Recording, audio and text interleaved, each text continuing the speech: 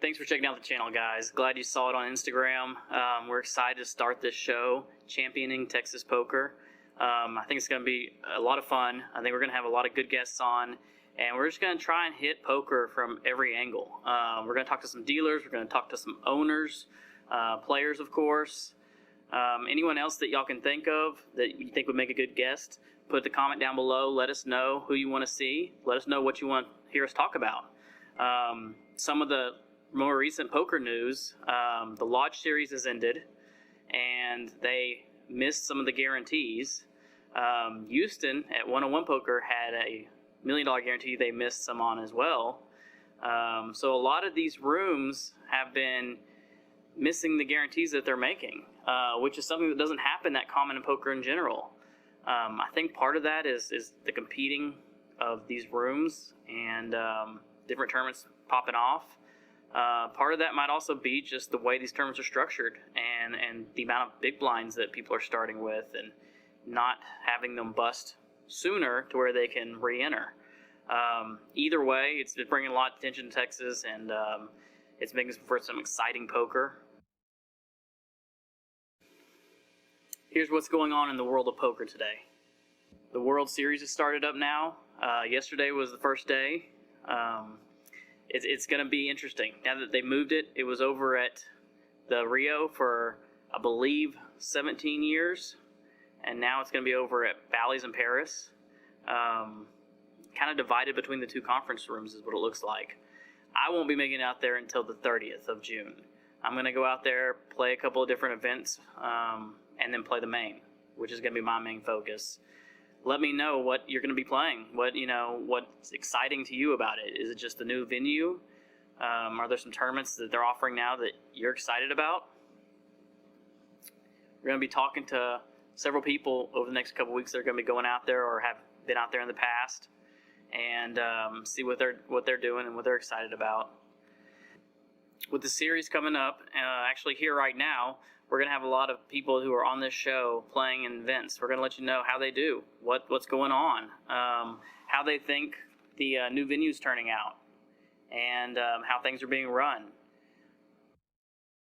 Here's your Texas Poker Roundup for this week. Of course, even though all these rooms, the Lodge, 101, even though they've missed their guarantee, they've been fulfilling that guarantee. They've been putting up the rest of the money. I'm not sure the exact number on the Lodge, but I know that 101 Poker, for instance, it only got about $870,000 of that $1 million guarantee, and they put up the rest of the money. So, part of that's made back off of the fees that they have on top. But even so, it's great that they're bringing these people into the community, getting more people to come check out Texas Poker, and it's making for some great tournaments. So we have some sad news on our first episode. Wicked River is actually shutting down here in San Antonio. Unfortunately, it's just one of those situations where they couldn't get the people to walk through the door and get enough traffic here. I like the staff. The room is a nice room. I think it was ran pretty well. It's just one of those situations where if you can't get the people through the door, come check it out, give it a chance, then without those customers, you just can't survive. And that's part of the reason we're doing what we're doing, is we're trying to let people out there know who are playing online and who are playing in their home games and things like that, that there's these safe places to play poker and at a reasonable, affordable rate. So hopefully you can check out your local poker room and give them some business and help support the community.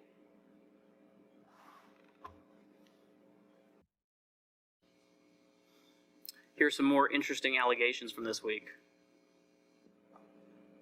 So there have been some cheating allegations lately with Prime over in Houston.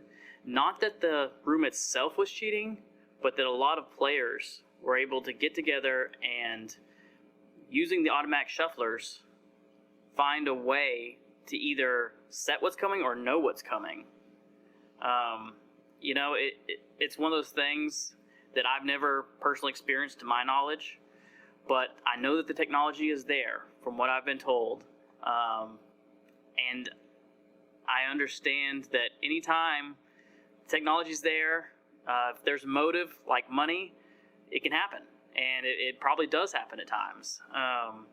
So it's a really strange situation. In fact, Justin Hammer, who was the manager of Prime, is now no longer there. He resigned. So it's just interesting the way it all shook out.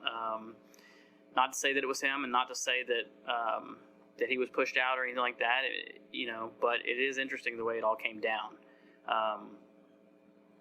It's one of the reasons that poker in Texas really could use more regulations, and someone checking what's going on behind the scenes, kind of like a gambling commission or a gaming commission in other states. Thanks for checking out the show, guys. This is the first episode, so we're just bringing you some of the info right now. We're going to have guests on every week, and we're going to try to do 2 episodes a week if we can make it happen. We're going to put out at least 1 a week, talk about what's going on in the poker world, what's going on in Texas. We're going to bring you stories. We're going to bring you experiences and opinions on what's happening with the poker, what's happening in these rooms. So if there's anything you want to hear in particular, or if there's anyone you want to hear from in particular, put it down below in the comments. Let me know what you want to hear. Guys, if you like what you're seeing, or if you're excited about what's to come, please like this page, share it, let other people know about it so we can get out there and get you more guests, get you more episodes, and bring out what's going on in Texas poker scene.